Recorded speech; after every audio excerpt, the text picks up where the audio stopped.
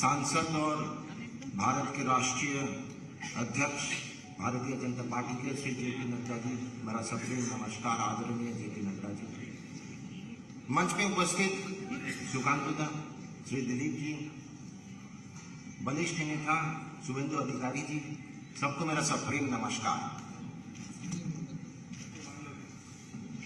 আমি একজন পেশাগতভাবে ডাক্তার।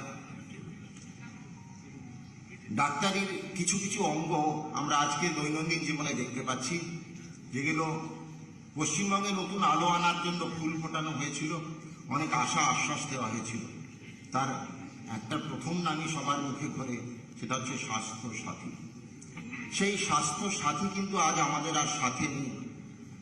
আমরা রোজকার ডাক্তারিতে দেখতে পাই, সরকারি এবং বেসরকারি হাসপাতালে কোটি কোটি রুগী আসে, হাতে একটা কার্ড নিয়ে সবাই বলে যে ডাক্তারবাবু স্বাস্থ্যসাথীটা হবে না।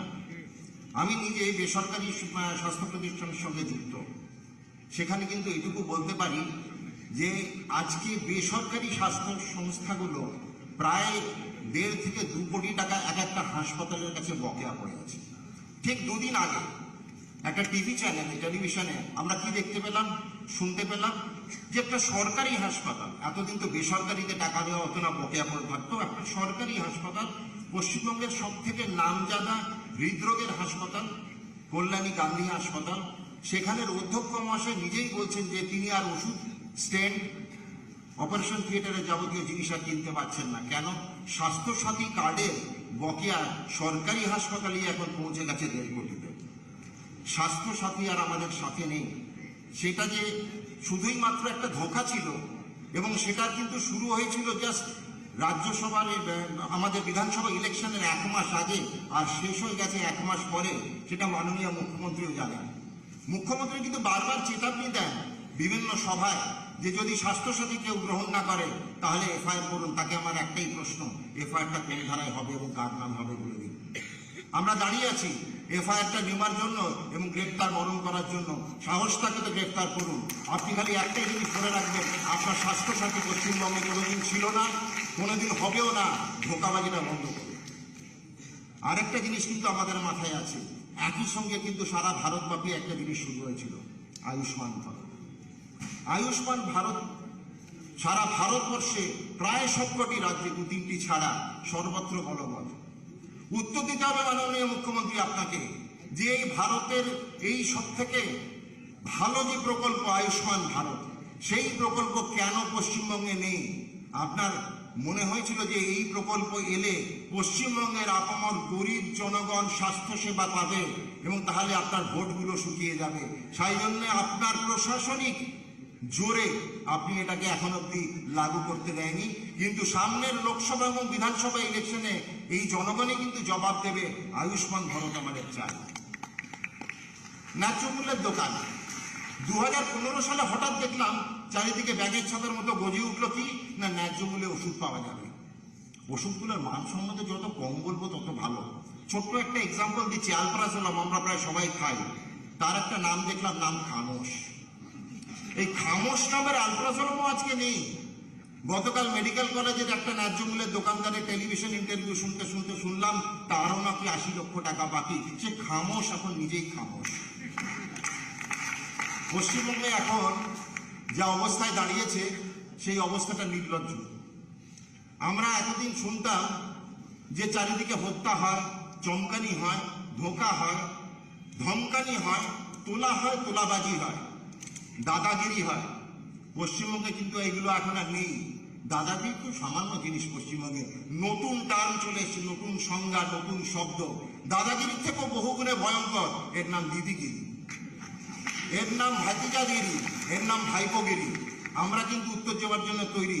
সামনের লোকসভা এবং বিধানসভা ইলেকশনে এই দিদিগিরি আর ভাইপোগিরি যেন আমাদের আর সহ্য করতে না হয়। সবাইকে আমার সপ্রেম নমস্কার। ধন্যবাদ জানাই অ্যাডভোকেট সুবীর সান্যাল মহাশয়, স্বনামধন্য অধিবক্তা, কলকাতা হাইকোর্ট। তাকে অনুরোধ করব তার বক্তব্য রাখার জন্য।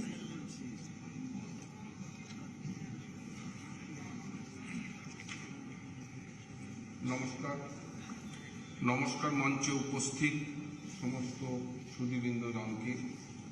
আমাদের বিজেপি সভাপতি, সর্বভারতীয় সভাপতি জেপি নাড্ডাজি মহাশয়কে, আমাদের পশ্চিমবঙ্গ সভাপতি, পশ্চিমবঙ্গের সহসভাপতি, পশ্চিমবঙ্গের অন্য সমস্ত পদাধিকারীদের আমি সম্মান জানিয়ে আমার বক্তব্য শুরু করব। সময় খুব অল্প, কারণ বলার অনেক কিছু থেকে যায়। পেশাগত দিক থেকে আমি একজন আইনজীবী। এই পেশায় নিযুক্ত থাকতে থাকতে যত দিন যাচ্ছে তত দেখছি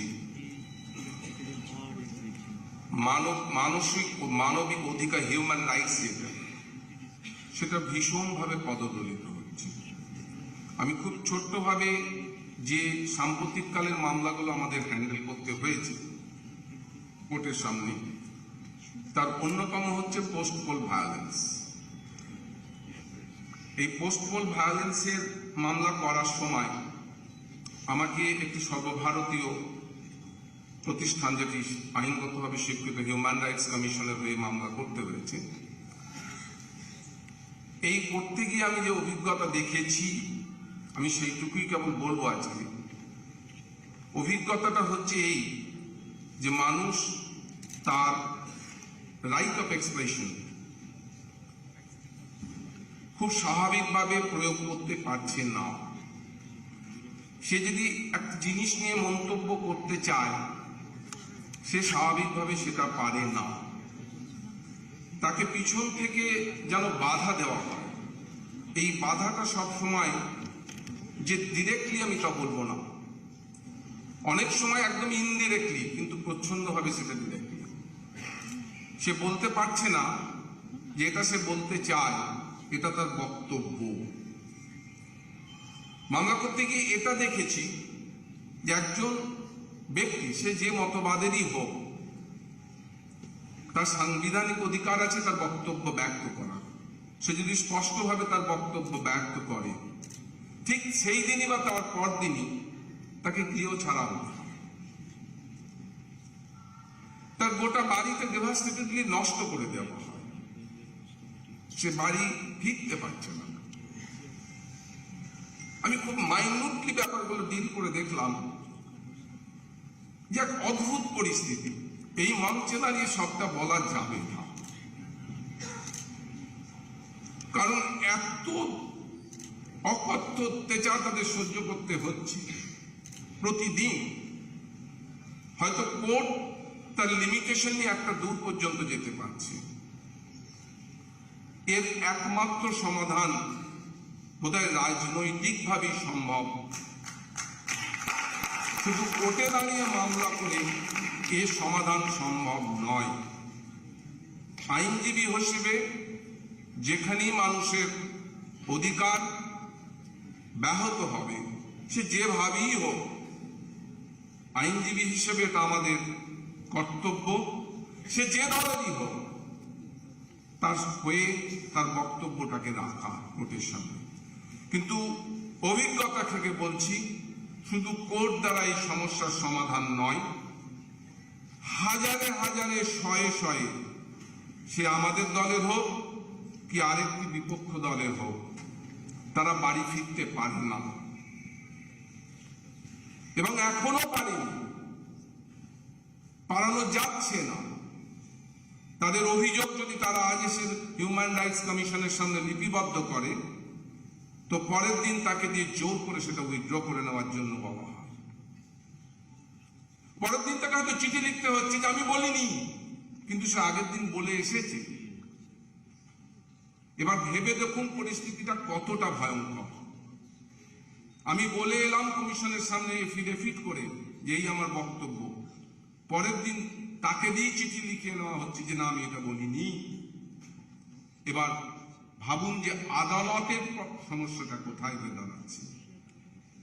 তাই বারবার বলছি যে সমস্ত সমস্যার সমাধান আমরা আইনজীবী যারা লড়ছি করবই করব, কিন্তু যতক্ষণ না সংঘবদ্ধ হবে প্রতিষ্ঠানের এগেইনস্টে, এটা একটা প্রাতিষ্ঠানিক একটা চেহারা নিয়ে নিয়েছে, যেন মানুষের উপর আমি অত্যাচার করব।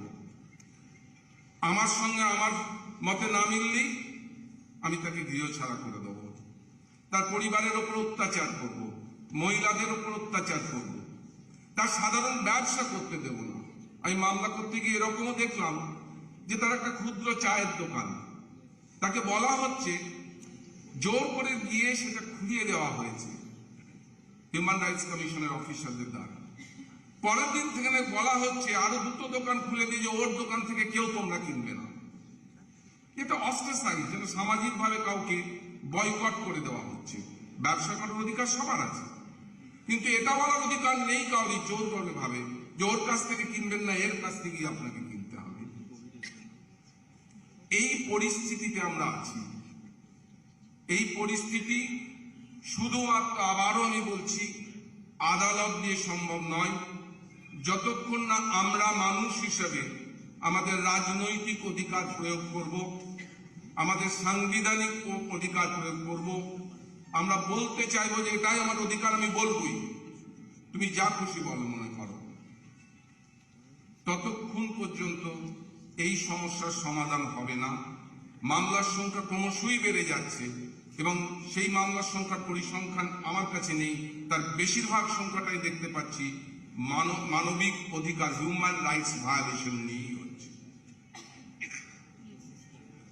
আরো একটি জিনিস দেখতে পাচ্ছি যে যখন কোনো মামলা করতে দেওয়া হচ্ছে, করা হচ্ছে, মামলাগুলো আমাদের কাছে আসছে, আমরা করছি অধিকার প্রতিষ্ঠার জন্য, রাজনৈতিক অধিকার, হিউম্যান রাইটস, সাংবিধানিক অধিকার, ফান্ডামেন্টাল রাইটস নিয়ে। কিন্তু এই প্রত্যেকটি জিনিস মানুষ করবার জন্য সে নিজে আসতে পারছে না, কিন্তু বারবার আমাদের আশ্রয় নিতে হচ্ছে পাবলিক ইন্টারেস্ট লিটিগেশনে। পাবলিক ইন্টারেস্ট লিটিগেশনটা এসেছিল কিন্তু যাদের বলার ক্ষমতা নেই, যারা লিখতে পড়তে জানে না, যারা অন্যভাবে সমাজে অত্যাচারিত হচ্ছে তাদের জন্য। কিন্তু এখন এটা দেখতে পাচ্ছি যারা বলতে কইতে পারে, যারা লিখতে পারে, যারা শিক্ষিত, তারাও সামনে এগিয়ে আসছেন না মামলাটা করার জন্য। তারা কিন্তু সে মামলাটি করতে পারে, যেটা এই অধিকার, বিশেষভাবে এই অধিকার ভঙ্গ হচ্ছে আমার। কিন্তু তিনি আসছেন না, কারণ হচ্ছে তিনি ভয় পাচ্ছেন আজ যদি আমি মামলা করি কালকে আমাকে হয়তো পাড়াইয়া ঘুরতে দেওয়া হবে না, আমি একটা আইডেন্টিফাইড হব যে আমি প্রতিষ্ঠানের এগেনস্টে গেছি। এই জায়গা থেকে দাঁড়িয়ে আজকে আমরা আইনজীবী অনেক বন্ধু আমার এখানে উপস্থিত, যারা আমার সঙ্গেই কাজ করেন, আমি যাদের সঙ্গেও করি, তারা এই জায়গা থেকেই দাঁড়িয়ে একই অনুভব হয়তো তাদের হবে যে কেন পাবলিক ইন্টারেস্ট লিটিগেশনের সংখ্যা বাড়ছে, যেখানে fundamental rights, human rights violate হচ্ছে, সেখানে কেন যে যার ভায়োলেট হচ্ছে তিনি কেন এসে বলছেন না। তাতে মামলাটি অনেক বেশি দ্রুতভাবে সম্পন্ন করা সম্ভব হয়। এই ক্ষুদ্র কথাটুকু জানিয়ে আমার বক্তব্য শেষ করছি, কারণ সময় অনেক কম, বলার প্রচুর আছে, শেষ করতে পারবো না বলে এত এই মামলা করতে গিয়ে দেখতে পাচ্ছি। নমস্কার স্যার। ধন্যবাদ জানাই অ্যাডভোকেট সুবীর সান্যাল মহাশয়কে। এবার অনুরোধ করব প্রফেসর স্মৃতি কুমার সরকার মহাশয়, প্রাক্তন উপাচার্য, বর্ধমান বিশ্ববিদ্যালয়ের, তার বক্তব্য রাখার জন্য।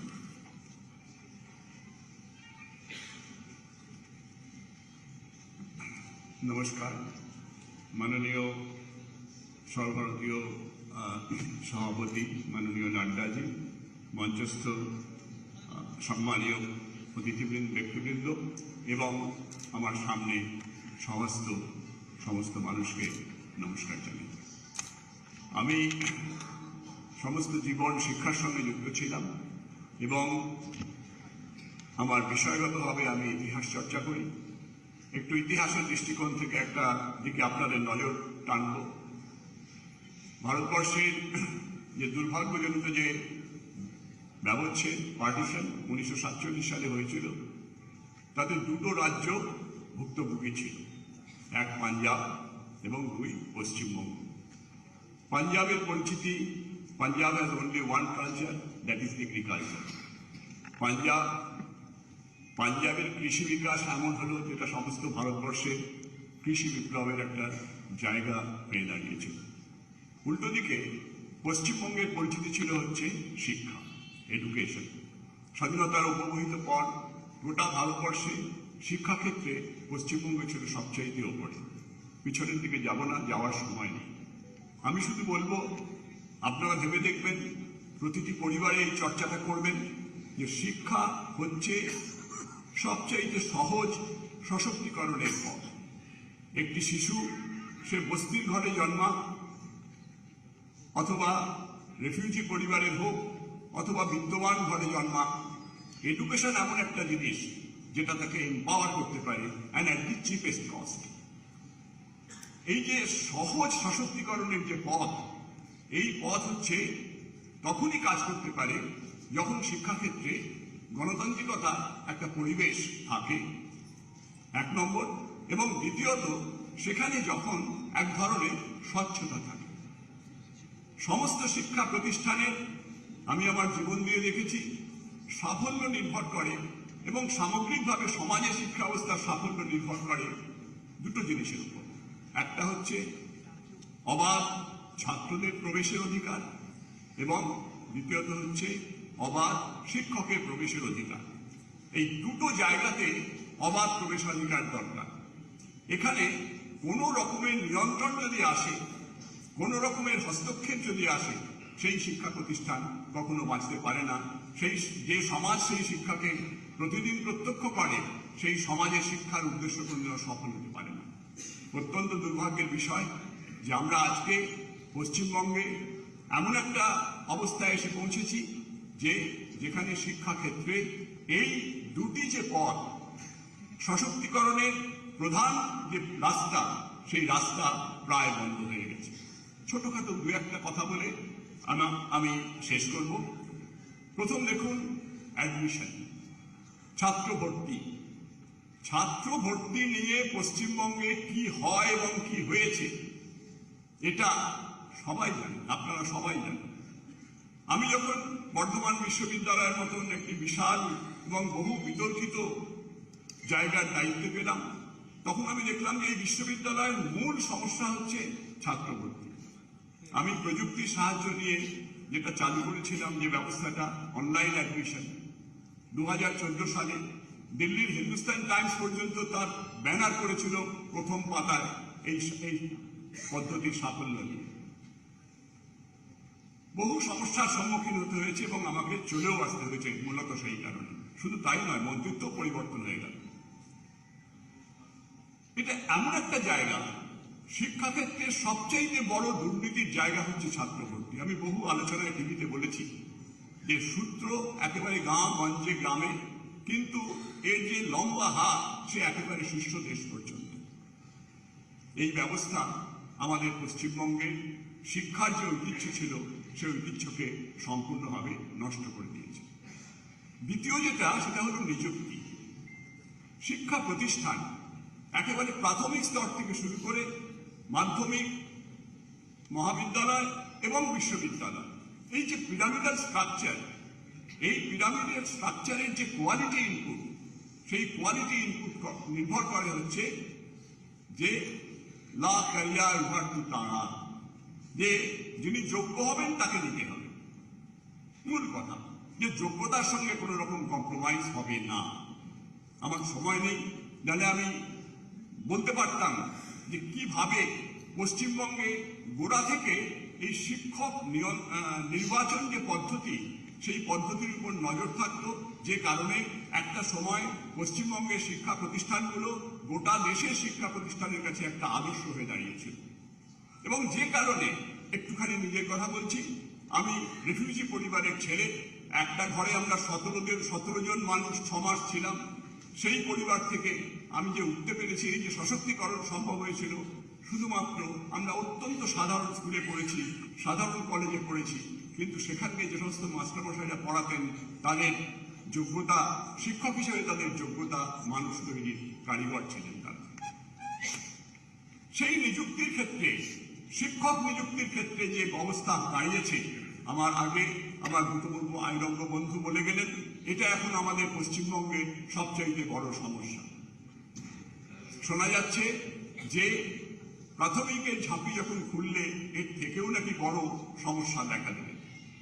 কিন্তু আরো একটা সমস্যা আছে, যেটা আমি বিশ্ববিদ্যালয়ের উপাচার্য হিসাবে জানি, এবং আমি গোটা দেশের বিভিন্ন বিশ্ববিদ্যালয়ের কাজের সঙ্গে যুক্ত থাকার সুবাদে আমি জানি যে আমাদের পশ্চিমবঙ্গে বিশ্ববিদ্যালয়গুলি গুণগত মানে যে অবনমন হয়েছে, এইরকম অবনমন বিগত কয়েক বছরে যা ঘটেছে তার কোনো তুলনা ভারতবর্ষের অন্য রাজ্যে বোধহয় ঘটেনি। ছোট্ট একটা উদাহরণ দেব। দেখুন, শিক্ষা হচ্ছে যৌথ তালিকাভুক্ত। কেন্দ্রীয় সরকার এবং পশ্চিমবঙ্গ রাজ্য সরকারের যৌথ পরিচালনায় শিক্ষা পরিচালিত হয়। বিশ্ববিদ্যালয়গুলি তাদের একটা বিরাট অর্থ আসে মঞ্জুরি কমিশন থেকে, রাজ্য সরকারও দেয়। সেই বিশ্ববিদ্যালয়গুলিতে যারা উপাচার্য নিযুক্ত হবেন তাদের সর্বভারতীয় একটা মান রক্ষার কথা ভেবে একটা নীতি নির্ধারিত হয়েছিল কেন্দ্রীয় স্তরে। ঠিক হয়েছিল যারা উপাচার্য হবেন তারা ন্যূনতম পক্ষে 10 বছর কোনো বিশ্ববিদ্যালয়ে অধ্যাপক পদে নিযুক্ত থাকবেন। পশ্চিমবঙ্গে কি হয়েছে আপনারা খবর নিয়ে দেখবেন। পশ্চিমবঙ্গের সংখ্যা গরিষ্ঠ উপাচার্য হিসেবে যারা কাজ করছেন তাদের একটা বিরাট সংখ্যক মানুষের সঙ্গে বিশ্ববিদ্যালয়ের কোনো সম্পর্ক নেই। তারা কখনো বিশ্ববিদ্যালয়ে পড়াননি, তারা কখনো বিশ্ববিদ্যালয়ের কোনো প্রাতিষ্ঠানিক পদে ছিলেন না, ফলে বিশ্ববিদ্যালয় কি তারা জানেন না। তাদের হাতে তুলে দেওয়া হয়েছে বড় বড় বিশ্ববিদ্যালয়। কেন তুলে দেওয়া হলো? অনেক মজার মজার কথা আছে, সে কথা আমি তো এখানে বলতে পারবো না। কিন্তু এমন সমস্ত মজার কথা যে একজন উপাচার্য প্রশ্ন করছেন, একজন সিনিয়র অধ্যাপক এসে বলছেন যে আমার তো ক্যাশ হলো না, আমার ক্যাশের মিটিং আছে স্যার, আপনি উনি বলছেন ক্যাশ, আরে কেরিয়ার অ্যাডভান্সমেন্ট তো হয়েই যাচ্ছে। আসলে ওটা হচ্ছে ইউজিসির একটা ক্যাশ প্রোগ্রাম আছে, ভালো ভালো ডিপার্টমেন্টগুলোকে তারা টাকা দেয় সেইটা নিয়ে। এরকম অনেক কথা আছে। এমন সমস্ত উপাচার্য এখন বিশ্ববিদ্যালয়ের দায়িত্বে আছেন যারা বিশ্ববিদ্যালয় কি কিছু জানেন না, তাদের সামনে কোনো ভিশন নেই, কোনো রোড ম্যাপ নেই যে ইউনিভার্সিটিকে কিভাবে ডেভেলপ করবে। অথচ আমাদের ইউনিভার্সিটির সংখ্যা বাড়ছে। আপনি যে কোনো দিকে যান দেখবেন একই রকমের রং মেলানো বাড়ি প্রচুর হয়েছে, জেলায় জেলায় বিশ্ববিদ্যালয় হয়েছে, কিন্তু ওই কাঠামোটাই আছে। কাঠামোর ভেতরে ঢুকুন দেখবেন সমস্ত হার্ডওয়্যার করা চেহারা বেরিয়ে পড়বে। সুতরাং পশ্চিমবঙ্গের, আর পশ্চিমবঙ্গ থেকে ভালো ছেলেমেয়েরা যে যাচ্ছে না তা নয়, কিন্তু তারা কিন্তু পশ্চিমবঙ্গের এই সমস্ত বিশ্ববিদ্যালয় বা শিক্ষা প্রতিষ্ঠানগুলির মধ্যে থেকে যাচ্ছে না। কিন্তু সকলে তো ভালো হবে না, সকলে তো অত খরচা করে বাইরে গিয়ে পড়াতে পারবে না। সাধারণ পরিবারের কথা ভাবুন, একেবারে নিম্নবর্তী পরিবারগুলির কথা ভাবুন, যারা এই সরকারি স্কুলে, এই সরকারি বিশ্ববিদ্যালয়ে পড়ে একদিন সাফল্যের চূড়ান্ত শিখরে যারা উঠেছে, যে শিক্ষা ব্যবস্থা তাদেরকে তৈরি করেছিল সেই শিক্ষা ব্যবস্থা পশ্চিমবঙ্গে কিন্তু আর নেই। ফলে পশ্চিমবঙ্গের মৃত গৌরব যদি ফিরিয়ে আনতে হয় তাহলে পশ্চিমবঙ্গের শিক্ষা ব্যবস্থার দুর্নীতিকে, সর্বগ্রাসী যে দুর্নীতি, সেই দুর্নীতিকে দূর করতে হবে। আমাকে, আপনাকে, সকলকে, প্রত্যেক ঘরের অভিভাবককে সচেতনভাবে বলতে হবে, লিখতে হবে, এগিয়ে আসতে হবে। তাহলেই আমাদের আগামী প্রজন্মের যে ভবিষ্যৎ, সেই ভবিষ্যৎ সুনিশ্চিত হবে। নমস্কার। ধন্যবাদ জানাই প্রফেসর সরকার মহাশয়কে।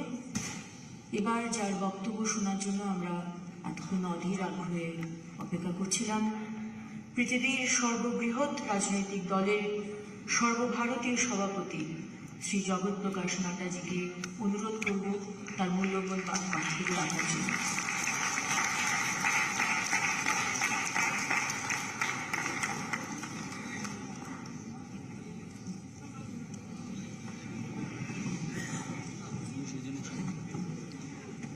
মাইকটা একটু নিচে করে দিন না দাদা, মাইকটা একটু নিচে। হ্যাঁ, thank you sir, thank you.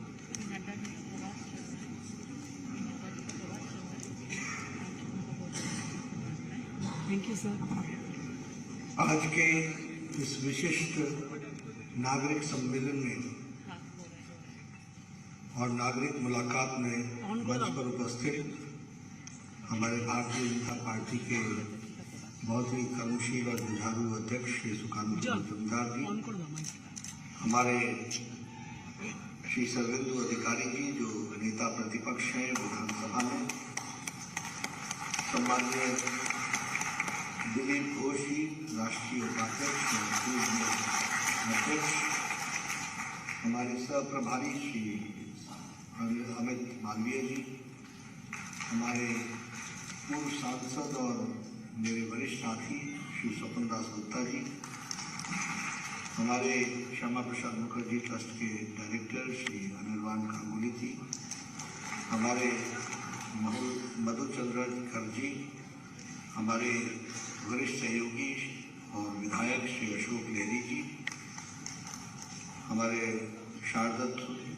Mukhopadhyay जी, हमारे सान्याल जी, सुधीर सान्याल जी, रुद्रनील घोष जी, श्रुति कुमार सरकार जी और हमारे आज के मंच संचालक प्रदेश महामंत्री आदरणीय मित्रा पॉल जी, सम्मानित मंच और यहाँ उपस्थित हमारे सभी कलकत्ता बंगाल के वरिष्ठ प्रबुद्ध जन, सांसदगण, विधायकगण और हमारे सज्जन वृंद, मीडिया के मेरे साथी, प्रिंट मीडिया और इलेक्ट्रॉनिक मीडिया के मेरे साथी। मेरा ये सौभाग्य है और मैं पार्टी का धन्यवादी हूँ जिन्होंने मुझे यहाँ कलकत्ता के और हमारे वेस्ट बंगाल के प्रबुद्ध नागरिक बंधुओं के साथ मिलने का सौभाग्य दिया और उनके साथ मुझे बातचीत करने का भी मौका दिया। मैं अपनी ओर से और पार्टी की ओर से उन्हें धन्यवाद देता हूं और आप सबको अभिनंदन करता हूं कि आप सब लोग इस कार्यक्रम में शामिल हुए। मैं बैठा बैठा सोच रहा था कि मैंने अभी सान्याल साहब को सुना, मैंने अभी अपने स्थिति जी को सुना और हमने शरदत जी को भी सुना। तो सबसे पहले तो जो उन्होंने बात बताई हम सबके सामने, उसमें जो मैं महसूस करता हूँ कि एक स्थिति क्या जो उन्होंने हमारे सामने रखी है। तो जब हम बंगाल की बात करते हैं तो हम तो उस बंगाल को जानते हैं जो स्वामी विवेकानंद, रामकृष्ण परमहंस का बंगाल था। हम तो उस बंगाल को जानते हैं जो What India thinks tomorrow, Bengal thinks today, ये वाला बंगाल जानते हैं। और हम उस बंगाल को जानते हैं जहाँ श्यामा प्रसाद मुखर्जी जैसे लोग पैदा हुए, राजा राम मोहन राय पैदा हुए, श्री अरबिंदो ने जहाँ पर अपना काम किया, यानी रिलीजियस लीडर, सोशल रिफॉर्मर्स,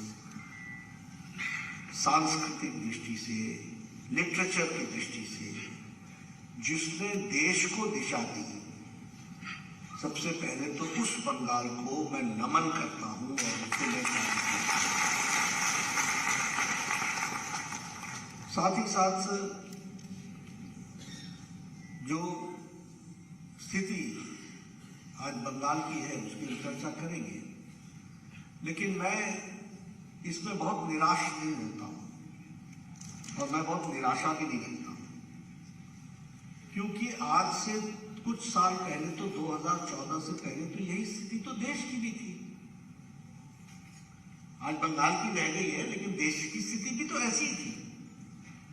लूट, एम्बेजलमेंट, करप्शन, स्कैम, नेपोटिज्म, भाई भतीजावाद, पॉलिसी पैरालिसिस, देश का नाम दुनिया में करप्ट नेशंस में तो अग्रसर होकर के उभरता था।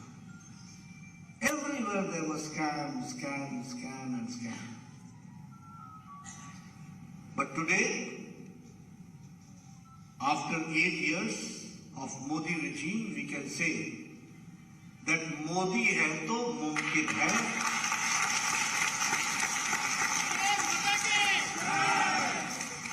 और इसलिए आज पॉलिसी पैरालिसिस नहीं है, आज है रिफॉर्म, परफॉर्म एंड इन्फॉर्म। तो पॉलिसी पैरालिसिस से चले और हम कहां पहुंचे? आज है गुड गवर्नेंस, आज है स्पीड, स्किल एंड स्केल। हम छोटे काम अब नहीं कर रहे, हम बहुत बड़े काम कर रहे हैं और स्पीड के साथ कर रहे हैं। तो इसलिए जब लोग मुझसे बोलते हैं कि देश बदल रहा है, तो मैं कह रहा हूं बदल रहा नहीं है, देश बदल गया है। आंकड़े इस बात को साबित करते हैं। इसलिए मैं इस कंटेक्स्ट में बंगाल के बारे में भी हतोत्साहित नहीं होता हूं। देर है, अंधेर नहीं। समय लगेगा, लेकिन यहां भी परिवर्तन आएगा। देखिए देश में क्या परिवर्तन आएगा, और मैंने कल भी अपने स्टेट एग्जीक्यूटिव की मीटिंग में उसको कहा था। Prime minister Modi has brought a new culture to the political working. राजनीति की संस्कृति बदल गई है।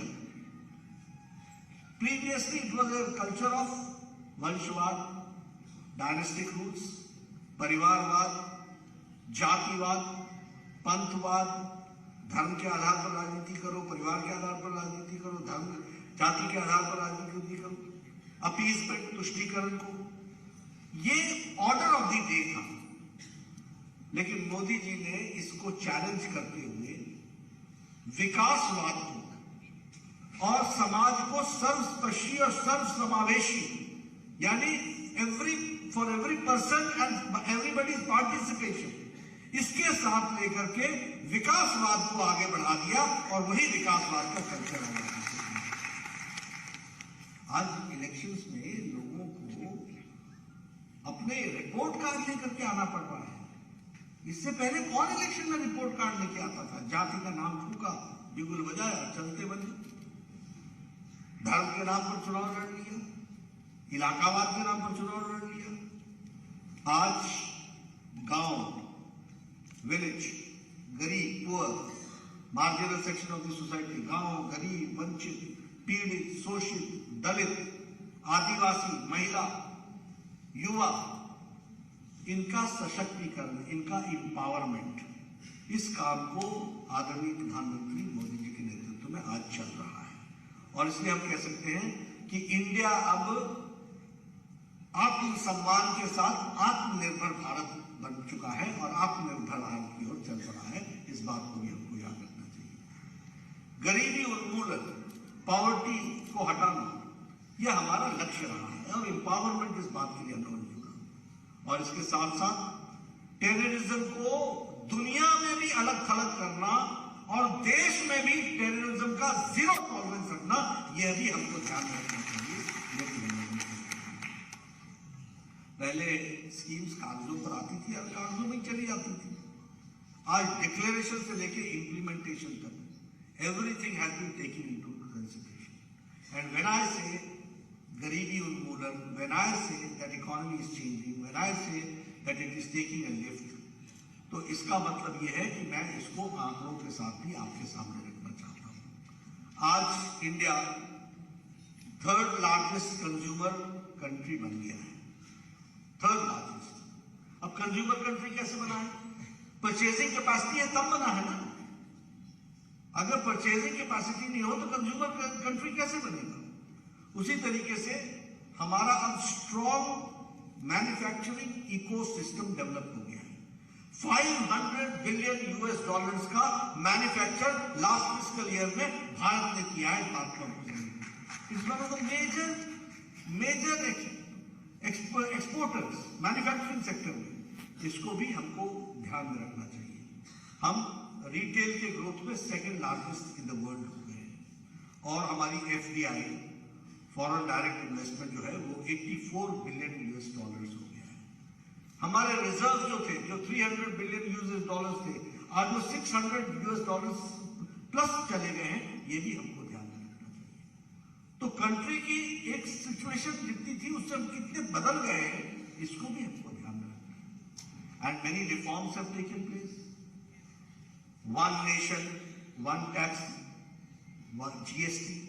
अब हमसे कई लोग बोलते थे, मैं तो फील्ड का आदमी हूं, कि GST से क्या फर्क पड़ गया। Loaded truck going from Delhi to Mumbai का टाइम डिस्टेंस में से जो फर्क पड़ गया है वो 1.5 दिन का पड़ गया है। दैट मीन्स 1.5 दिन का डीजल बचा है, 1.5 दिन का टाइम बचा है ईच ट्रक। पहले आप लाइन में खड़े होकर ट्रक वालों को देखते थे, 3-3 घंटे खड़े होकर के बिल्टी नहीं, बिल्टी के बजाय अड्डा ऑफ करप्शन था। पैसे दो और ट्रक निकाल करके ले जाओ, ना GST, ना टैक्स, ना लेना ना देना, कागज दिखाओ और चले जाओ। और मालिक का पेट्रोल फूको और पोल्यूशन पैदा करो। Now a truck starts from Delhi and non stop Mumbai पहुंचता है। Because of GST. जीएसटी के इम्पैक्ट यही नहीं है कि सिर्फ उसका कलेक्शन रहा, फील्ड पर भी उसका इम्पैक्ट आया, हर एक दृष्टि से उसका इम्पैक्ट आया। उसी तरीके से one nation one grid, one nation one mobility card, one nation one ration card. Now you can understand when a poor laborer goes from this place and works in Mumbai and he comes from Hooghly and from Hooghly he has a ration card and he gets there in one of the slums, they're staying there, he gets his ration because of one nation, one ration card. This is the difference with the poor को महसूस होता है। तो देश के बदलने की दृष्टि से अगर हम देखें तो बहुत परिवर्तन हुआ है। और अगर हम कहें तो ब्रॉडबैंड यूजर्स जो थे वो 6.5 करोड़ थे 2014 में, now the users are 78 crore. तो आप समझिए कि एक मिडिल क्लास व्यक्ति के लिए और कॉमन मैन के लिए डेवलपमेंट का कितना बड़ा इम्पैक्ट है वो भी हमको समझना चाहिए। पंचायत जो ऑप्टिकल फाइबर से जुड़ी हुई थी, panchayat there number in 2014 was 100। Now the number is 2,50,000 gram panchayat connected with optical fibre, यानी कॉमन सर्विस सेंटर वहां चल रहा है, एक कॉमन मैन को वहां पर सारी फैसिलिटीज मिल रही है।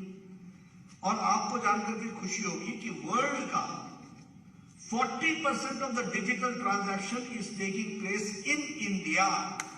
आज डिजिटल ट्रांजैक्शन, जो कांग्रेस के पॉलिसी पैरालिसिस के लोग बोलते थे कि डिजिटल ट्रांजैक्शन कैसे होगा, इंटरनेट नहीं चलता, फलाना नहीं चलता, ढमकाना नहीं चलता, आज देश में सब्जी वाला भी पेमेंट जो है वो डिजिटली लेने लग गया है। ये फर्क है, इसको भी हमको समझना होगा। This is the difference and 40% of the people are there, जिसको हमको समझना है। उसी तरीके से आपको जानकर के खुशी होगी, जब राजीव गांधी बोलते थे कि 1 रुपया भेजता हूं और 85 पैसे बीच में बिचौलिए ले जाते हैं, today 22 lakh crore has been transferred for welfare schemes in various welfare schemes. 22 lakh crores have been transferred digitally and वो सीधे उनके खाते में गया है। ये बदलता भारत है, 22 लाख करोड़ रुपए। और अभी शिमला के 31 तारीख को शिमला के रिज मैदान से प्रधानमंत्री जी ने प्रधानमंत्री किसान सम्मान निधि का 11वां किश्त 11th किश्त 10 करोड़ फार्मर्स को बटन दबा करके वहां पर रिलीज किया। और आपने वो मीटर देखा होगा, जो लोग भी उस समय दूरदर्शन और पिक्चर देख रहे होंगे, उन्होंने बटन दबाया और 10 सेकंड के अंदर 10 करोड़ किसान के 23,000 करोड़ रुपए उनके खाते में चला गया। This is 23,000 crore. Can you imagine this is India? Can you imagine that how we are working and how things are there? प्रधानमंत्री आवास योजना, मैं एमएलए होता था 94-95 में, मैं बार बार सुनाता हूँ, मेरा वीडियो मेरे पास आता था, बोलता था नड्डा जी आप अपने ग्राम पंचायत में 2 मकान इंदिरा आवास योजना में बनाने के लिए बता दीजिए। 2 मकान, कुल मिलाकर के देश में कितने मकान बनते थे? 1.5 लाख, 1 लाख।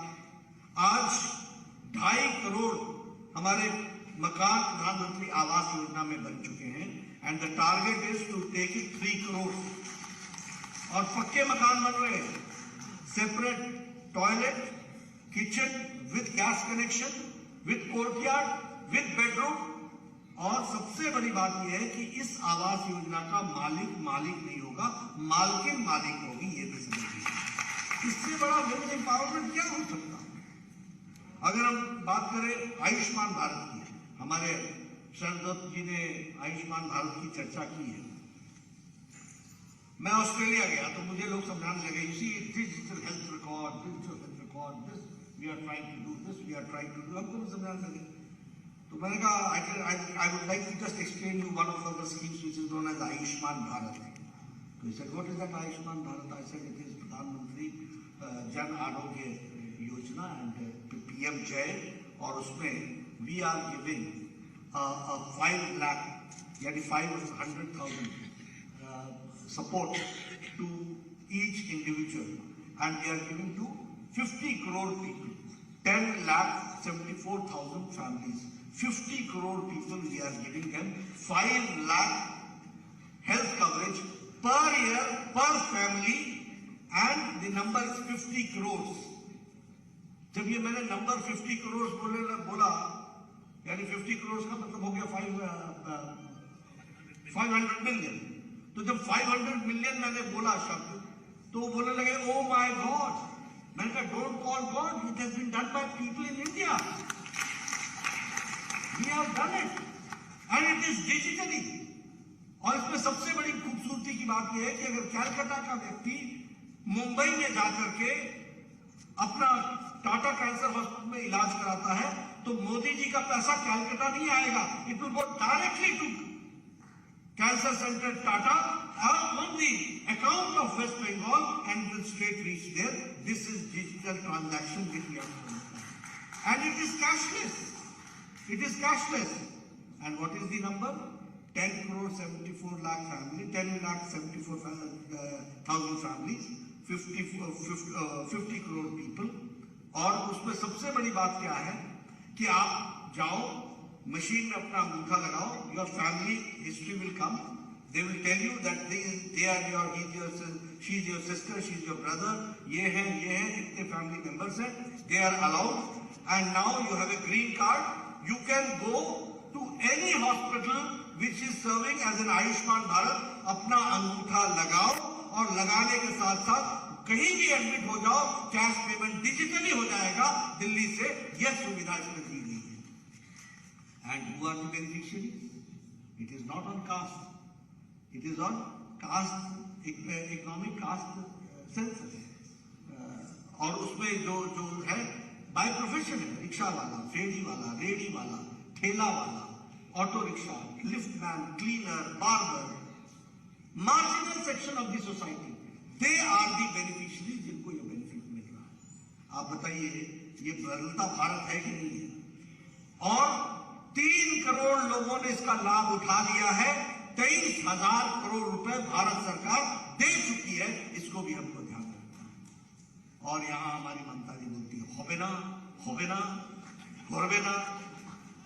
हमारे आयुष्मान कार्ड के सारा लिटरेचर नाली में फेंकवा दिया. अब शरद जी बोल रहे थे, मैं उस समय बोला भी, मेरे को इन्होंने 2015-16 से लेकर के 2017 तक डेंगू का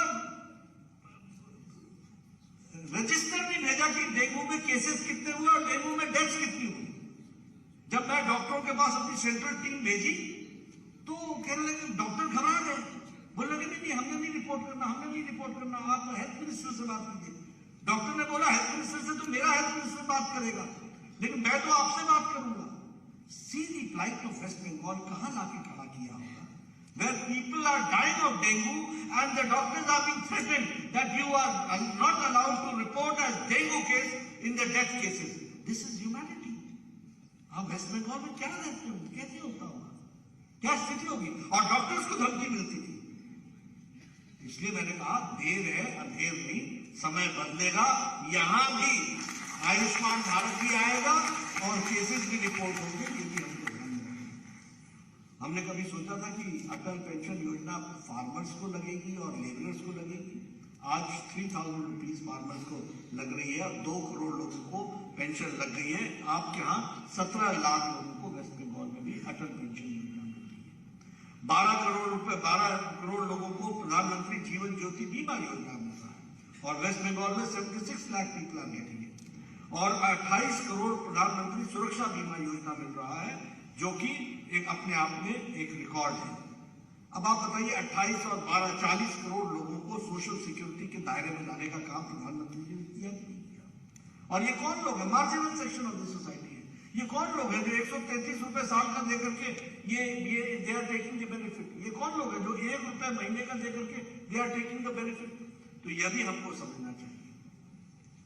मैं वैक्सीनेशन के बारे में जरूर बोलना चाहूंगा क्योंकि चीजें बहुत समझ में आती है, कितना मालूम नहीं. अब मुझे शायद if I am correct you correct me, यहाँ पर बैठे लोग, when I was a health minister I came to visit one of the hospitals, तो I was told that malaria का that some American or some foreign doctor had done the research here only. No. And उसका वहाँ पर आपने वो बनाया. This is medical college. This is the history of West Bengal, malaria का. लेकिन आप देखिए इस देश में मीजल्स की दवा को पहुंचने में 28 इयर्स लग गए. इस देश में चिकन पॉक्स की दवा को पहुंचने में 27 इयर्स लग गए. इस देश में पल्स पोलियो का ड्रॉप पहुंचने में 29 इयर्स लग गए. इस देश में जापानीज इंसेफ्लाइटिस की दवा पहुंचने में 100 इयर्स लग गए. 1906 में जापानीज इंसेफ्लाइटिस की दवा बन गई थी और भारत में आई है 2006 में, when Yogi became the member parliament from Gorakhpur, then वो दवा पहुंची गोरखपुर. ये भी हमको समझना चाहिए. यानी हमारे देश का हाल क्या था. और वैक्सीनेशन की जब मैं बात करता हूं, मुझे याद है when I was the health minister, मैं ये इस पर काम कर रहा था कि हम डिजिटली और how to manage the cold chain, ये कोल्ड चेन को हम कैसे मैनेज करेंगे ताकि हमारा इंजेक्शन पहुंच सके. और इसका बहुत बड़ा लाभ हुआ. आज आपको जानकर के खुशी होगी, 20 जनवरी को फर्स्ट केस रिपोर्ट हुआ था कोरोना का 2020. 2020 के अप्रैल में प्रधानमंत्री जी ने टास्क फोर्स बैठाया. 2020 के अक्टूबर में उन्होंने ट्रायल्स की मंजूरी दी और 2021 के जनवरी में वैक्सीनेशन प्रारंभ हो गया. एंड दुनिया का largest and the fastest vaccination programme started in India. और हमने एक नहीं 9 महीने के अंदर 2 वैक्सीन प्रोड्यूस की. And today 200 crore doses have been administered. ये जो आप बिना मास्क के बैठे हैं और बड़े नजदीक बैठे हैं, ये सुरक्षा कवच मोदी जी ने दी है. ये भी हमको ध्यान रखना है. और ये भी ध्यान में रखना चाहिए कि ममता जी ने इस वैक्सीनेशन प्रोग्राम के बारे में क्या बोला था. इसका ट्रायल नहीं हुआ है, इसका ये नहीं हुआ है, गड़बड़ हो जाएगा. अपने वैक्सीनेशन लगा लिया, बाकियों के लिए गड़बड़ हो जाएगा. 3 लगा, अपने 3 लगा सकते और दूसरों के लिए गड़बड़ हो जाएगा. ये क्या गुमराह करने का तरीका.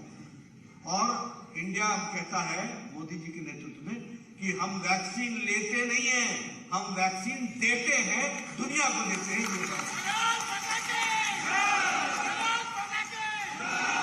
100 कंट्रीज को वैक्सीन मैत्री में हम लोगों ने 18 करोड़ 50 लाख वैक्सीन डोजेज हमने पहुंचाई है. And you will be happy to know that 48 countries को हमने मुफ्त पहुंचाई है. 2.5 करोड़ 48 कंट्रीज. कैसे इंडिया, अब आप इंडिया का नक्शा देखो ना, इंडिया की तस्वीर देखो ना कि कैसी बनती होगी. When we give vaccine to 48 countries and the number is so huge, 2.5 crore. तो ये आज हमारी स्थिति आकर के खड़ी हुई है. इसको भी हमको वैक्सीन मैत्री की दृष्टि से समझ लेना चाहिए.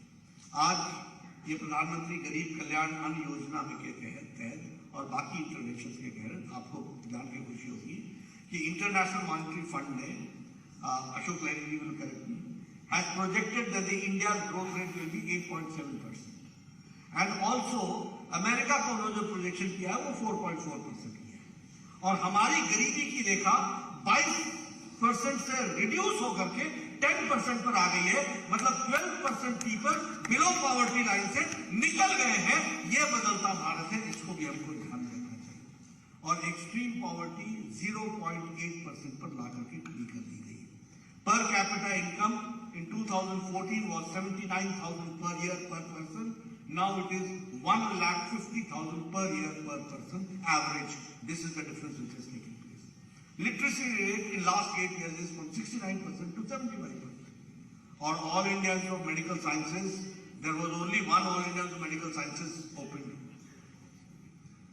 Vajpayee ji opened 7 All Indians of medical sciences. Modi ji opened 15 All Indians of medical sciences, and we gave one to Calcutta, Kalyani also. All Indians of medical sciences was given to West Bengal also. And not only that, 170 medical new colleges have been given. And here also, Barasat, Ulberia, Jalpaiguri, Arambagh and Tamluk, यहाँ पर भी medical colleges Bharat सरकार ने, मोदी जी ने यहाँ खोल करके दिया है और आपको दिया है 6 मेडिकल कॉलेजेस। उसी तरीके से हमारी जीडीपी जो 112.33 लाख करोड़ थी वो बढ़कर के 232 लाख करोड़ हो गया। Ease of doing business, we were in 2014 at the standing on 142nd हमारी पोजीशन थी। Today ease of doing business में हम 63 पर खड़े हो गए हैं, ये भी हमको ध्यान में रखना चाहिए। And prime minister Modi wanted that we will make it 5 trillion economy. Today we have reached 3 trillion economy और आगे चल करके हम 5 ट्रिलियन इकोनॉमी का भी गोल पार कर लेंगे, ये भी हमको ध्यान रखना है। Local, vocal for local. अब गांधी के लिए खादी के बारे में बात करते रहे, लेकिन khadi has become the one of the fastest moving consumer good है। एफएमसीजी हो गया 1,15,000 crore all time maximum turnover last fiscal में हुआ है, ये भी हमको ध्यान में रखना है, ये भी हमको जान लेना चाहिए। स्टार्टअप्स की बात करें, एग्रीकल्चर बजट की बात करें, agriculture budget was 23,000 crore, now it is 1,24,000 crore. अभी हम 2 लाख करोड़ रुपए हम डिस्ट्रीब्यूट कर चुके हैं प्रधानमंत्री किसान सम्मान निधि के तहत। तो बहुत से डेवलपमेंट्स हो रहे हैं। उसी तरीके से एग्रीकल्चर की दृष्टि, टेररिज्म की दृष्टि से भी आप देखिएगा तो 0 टॉलरेंस है। अगर कहीं उरी होती है तो हमारे यहाँ सर्जिकल स्ट्राइक होता है, अगर पुलवामा होता है तो हमारे यहाँ एयर स्ट्राइक होता है। जवाब, बॉर्डर पर जवाब देने का और 0 टॉलरेंस रखने का, यह भी हम लोगों ने ध्यान रखा है।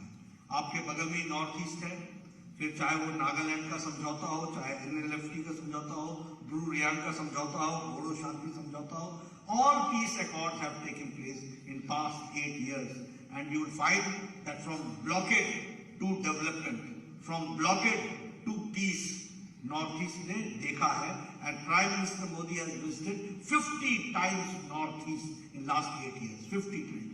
No Prime Minister has visited 50 times Northeast. Mainstreaming की गई है। तो मैं तो आपके सामने एक श्रृंखला रख सकता हूं सारी बातों की जानकारी के लिए।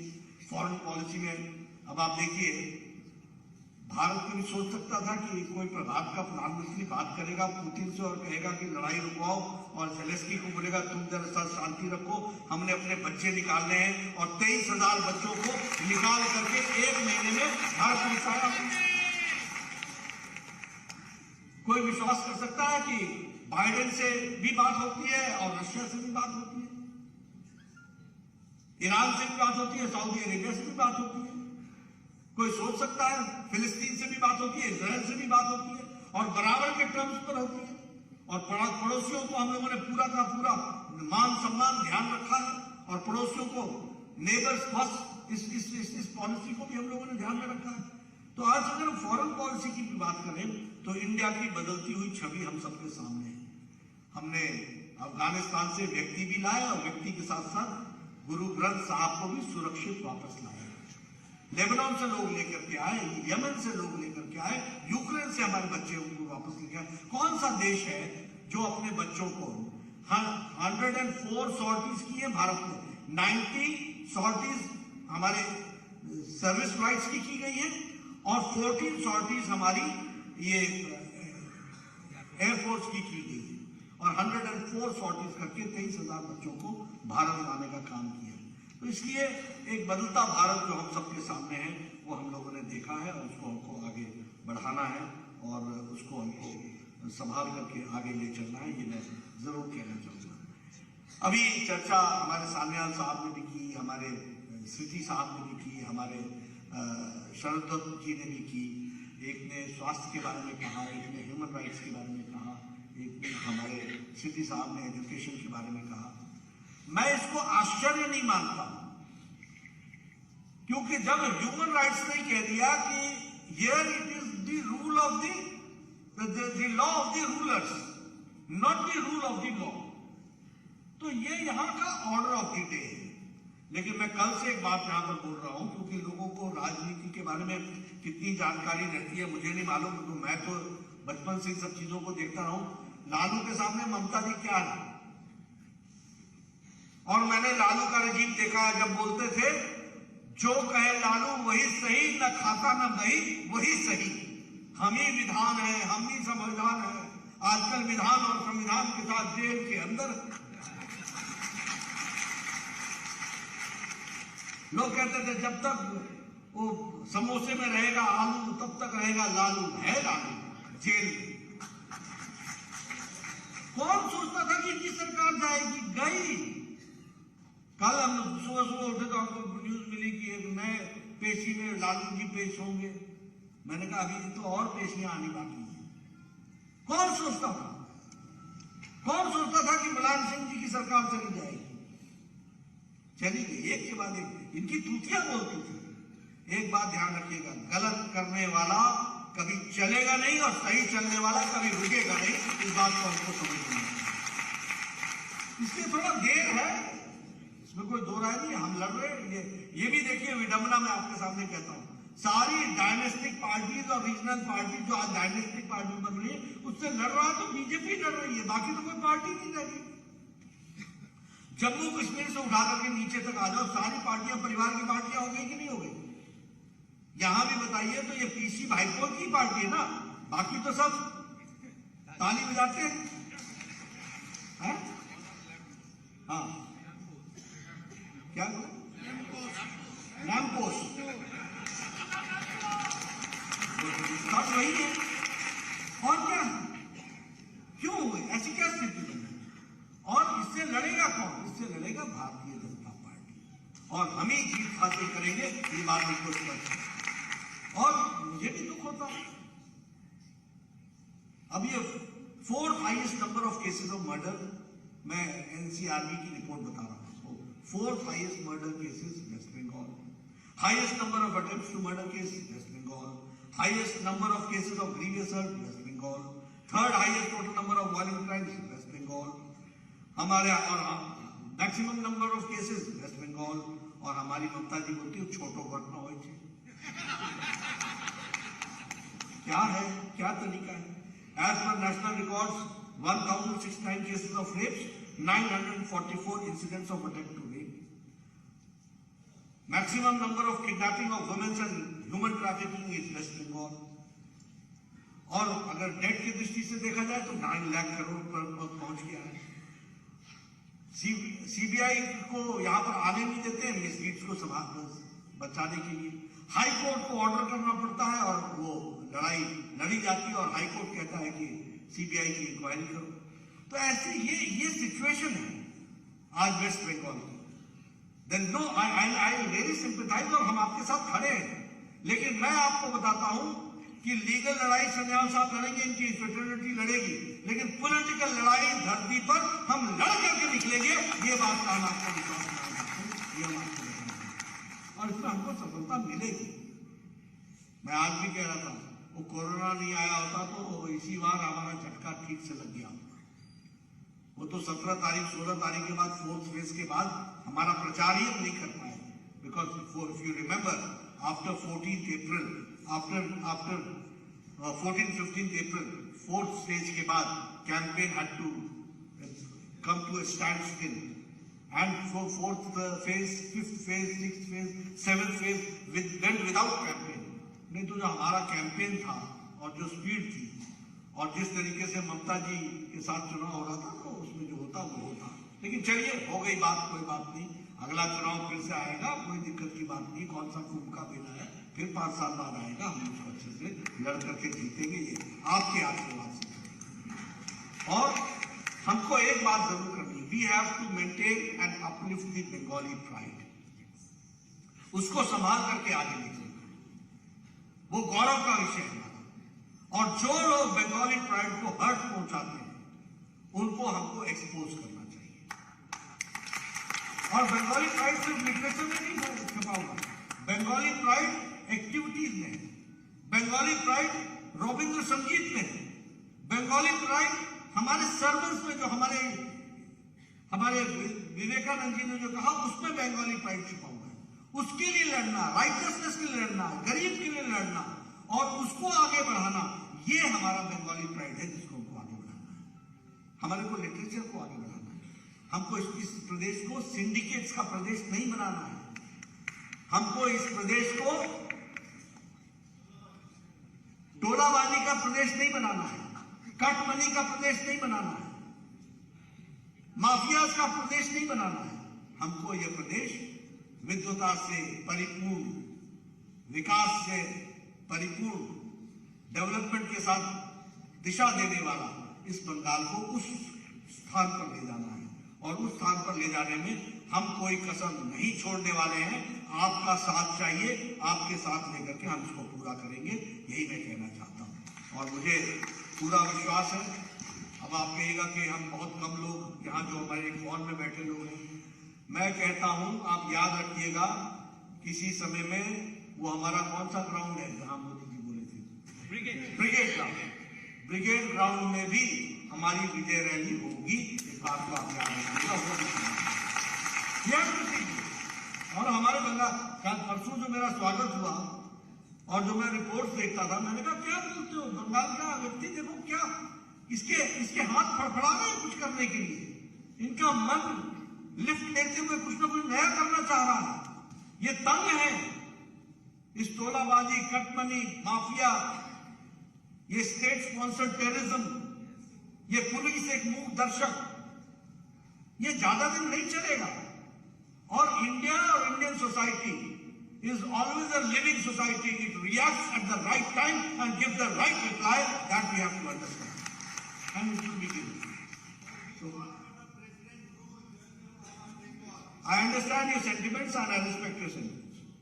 तो मैं इस बात को कहना चाहता हूं कि लेकिन we will fight it out politically. और इसलिए मैं आपसे अंत में यही कहना चाहता हूं, आप लोगों ने मेरी बात सुनी, आपका बहुत बहुत धन्यवाद। लेकिन विश्वास रखिए, हम आगे बढ़ेंगे, आपके सहारे बढ़ेंगे, आपके आशीर्वाद से बढ़ेंगे और हम सफल होंगे। इन्हीं शब्दों के साथ बहुत बहुत धन्यवाद। एक पॉइंट नड्डा जी एक पॉइंट, आफ्टर इंडिपेंडेंट इतना बड़ा जो इंक्वायरी हो रहा है सीबीआई का, नो पनिशमेंट इन वेस्ट बंगाल, इसका आप जरा अमित शाह जी से बात कीजिए, टीएमसी से बात कीजिए, नहीं तो लोग गाली दे रहा है। ধন্যবাদ জানাই মাননীয় সর্বভারতীয় সভাপতি নাড্ডাজিকে। আমরা আমাদের অনুষ্ঠানের শেষের দিকে আমি মাননীয় ডক্টর মধুসূদন কর মহাশয়কে ধন্যবাদ জ্ঞাপন করার জন্য অনুরোধ করব। নমস্কার দর্শকদের।